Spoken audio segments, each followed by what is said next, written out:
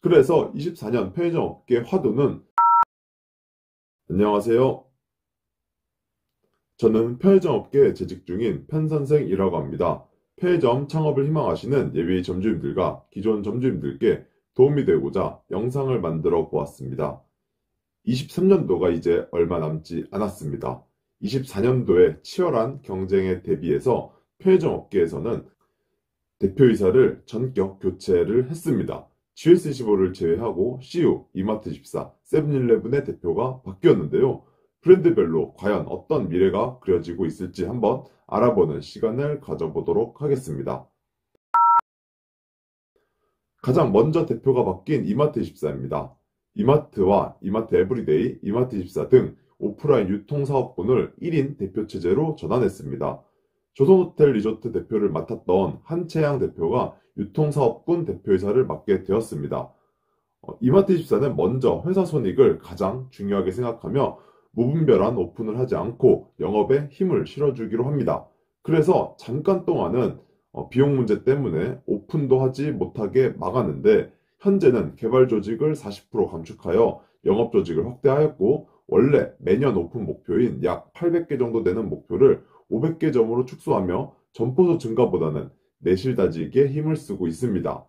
이마트24는 폐점이 타 브랜드에 비해 많기 때문에 폐점 후 더 좋은 입지 또는 넓은 평수로 오픈을 하는 전문 조직인 상권최적화팀도 새로 조직을 하였습니다.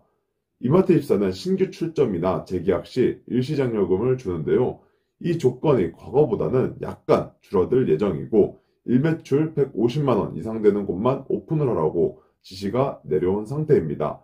이제는 과거처럼 무분별한 오픈은 하지 않고 우량 점포만 오픈을 하여 적자폭을 완화시켜 보겠다는 의지인데 개발 담당들도 줄어들어서 이전만큼은 공격적으로 오픈을 하지는 못할 것 같습니다.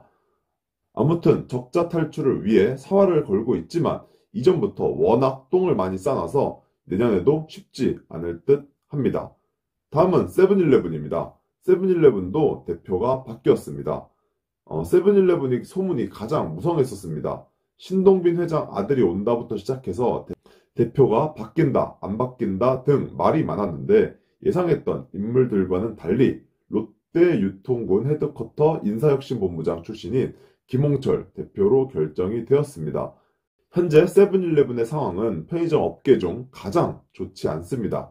미니스톱 인수를 이번 연도까지 완료를 하려고 했지만 현재 300점 정도가 남아 있습니다.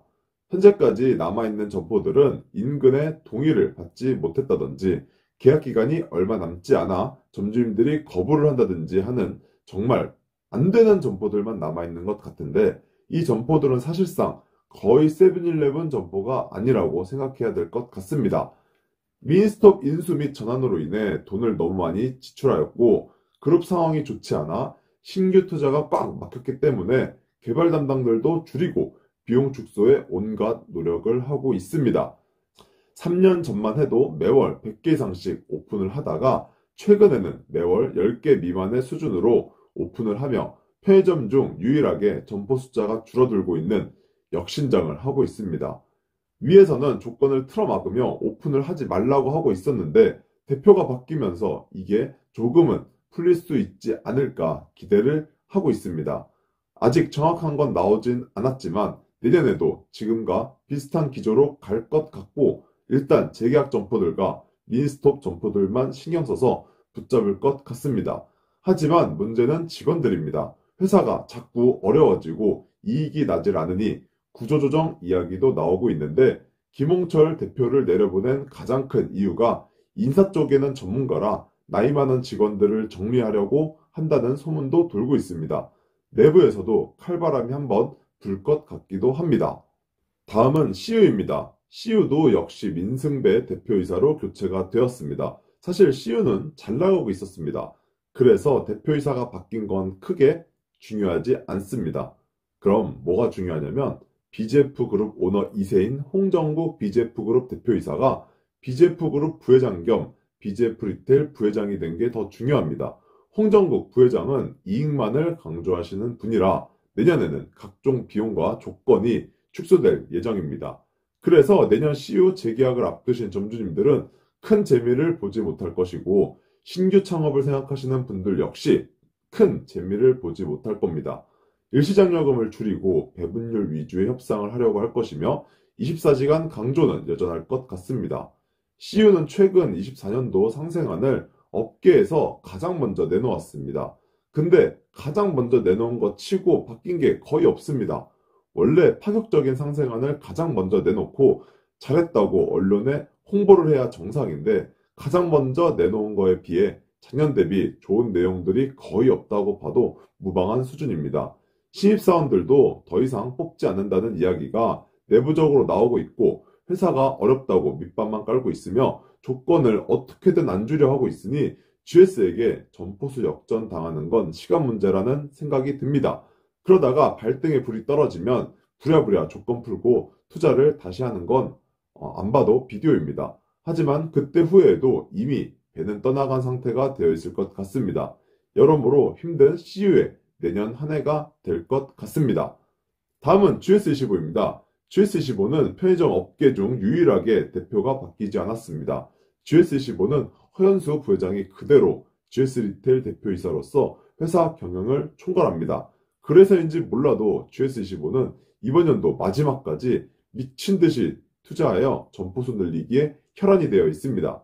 요즘 GS25가 정말 잘 나가고 있습니다. 메가히트까지는 아니지만 신상품 여러 가지가 히트를 쳤고 이에 따라 매출과 영업이익이 CU에 비해 조금 더 나아졌습니다. 그래서 3분기까지 각종 지표에서 역전을 당하지 않고 오히려 CU와 격차를 조금 벌려놓는데 성공을 하였습니다. 내년에는 올해와 마찬가지 기조로 가지 않을까 생각이 들고 다만 일시장려금이나 권리금처럼 한 번에 돈이 많이 나가는 건 지양하는 방향으로 갈 것 같습니다. 일시장려금보단 배분율로 협의를 하며 오픈과 재계약을 하려고 할 것 같습니다. 이대로만 간다면 CU의 점포수 역전은 시간 문제라고 조심스럽게 예상을 해봅니다. 그리고 내년에는 상세관이 바뀌게 된다고 하는데요. 정확한 건 19일 월요일 날 발표를 한다고 합니다. 대략적으로는 기존 가맹점들의 각종 폐기 지원이 없어지거나 줄어들면서 신상품, 주력상품 발주 비중에 따라 점포 운영 관련 비용을 차등 지원하는 새로운 인센티브 제도를 준비하고 있다고 합니다. CU의 상생 지원 제도와 비슷한 방법인데 GS25는 지금도 상품 밀어넣기는 업계 1위 수준인데 이 지원 금액을 빌미로 더 심해질 것 같고 그냥 지원이 아닌 달성하면 지원해주는 제도로 바뀌게 될 것 같아 기존 점들의 원망도 점점 더 높아질 것 같습니다.